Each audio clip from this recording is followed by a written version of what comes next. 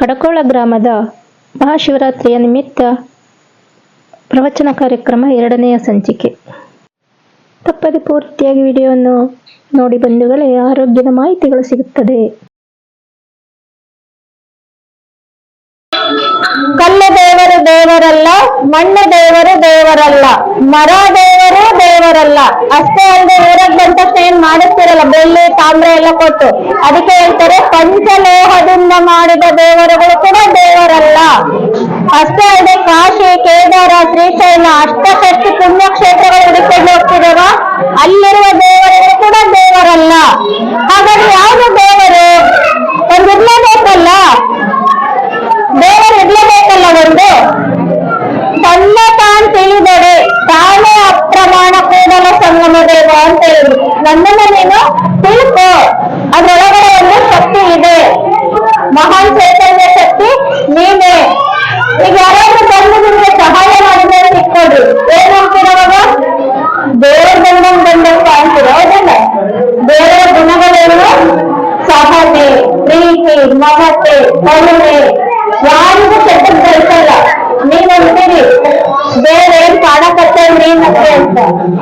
ದೇವ್ರ ಕಾಣಂಗಿಲ್ಲ, ನಾವು ಮಾಡುವಂತ ಕರ್ಮಗಳು ನಮ್ಮನ್ನ ಕಾಡ್ತವೆ. ಗೊತ್ತಿಲ್ದೇನೆ ಮಾಡಿರ್ತೀವಲ್ಲ, ತಿಳಿದೆ ತಪ್ಪು ಮಾಡೋಕ್ ಸಹಜ, ತಿಳಿದೆ ತಿದ್ದಿ ನಡೆಯೋದೇ ಮನುಜ ಅಂತ ಹೇಳ್ತಾರೆ. ಅದಕ್ಕೆ ಏನಾದರೂ ಆಗು, ಮೊದಲು ಮಾನವನಾಗು ಅಂತ ಹೇಳ್ತಾರೆ.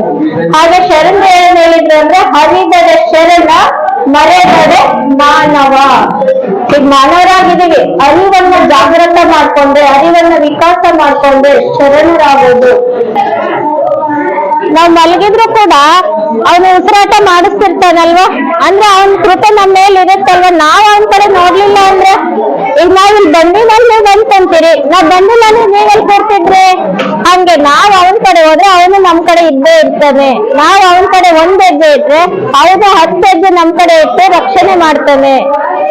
ಹಠಮಾಡೇತ ಹೇಳ್ತಾರೆ, ನಾವ್ ಹುಟ್ಟಿದಲ್ಲಿ ಸಂಸಾರ ಹುಟ್ಟಿತ್ತು, ಸಂಸಾರ ಹುಟ್ಟಿದಲ್ಲಿ ಆಸೆ ಹುಟ್ಟಿತ್ತು, ಆಸೆ ಹುಟ್ಟಿದಲ್ಲಿ ಅಜ್ಞಾನ ಹುಟ್ಟಿತ್ತು, ಅಜ್ಞಾನ ಹುಟ್ಟಿದಲ್ಲಿ ಕೋಪ ಹುಟ್ಟಿತ್ತು, ಆ ಕೋಪ ತಾಮಸ ಧೂಮ್ರ ಹುಟ್ಟಿದಲ್ಲಿ ನಾನಿನ್ನ ಮರೆದೆ. ನೀ ಕರುಣೆಯಿಂದೆತ್ತಿ ಎಲ್ಲ ಮರವಾಗಿಂದರಿಸಿ ನಿಮ್ಮ ಕಾಲದ ಮರಳಿಸಲು ಚೆನ್ನ ಮಲ್ಲಿಕಾರ್ಜುನ ಅಂತ ಬೇಡ್ಕೊಂಡ್ರು.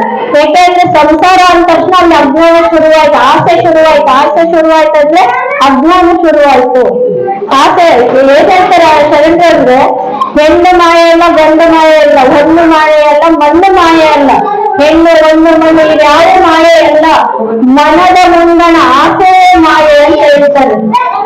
ಅದಕ್ಕೆ ಹೇಳ್ತಾರೆ ಅಳಮಂತ್ರಗಳು, ಕ್ಷಣವಾಗಲು ಕ್ಷಣದೊಳಗಿನ ಅರ್ಧ ಕ್ಷಣವಾಗಲು ನಿತ್ಯ ನಿಜದ ನೆಲೆಯಲ್ಲಿ ಕಾಣಬೇಕರ.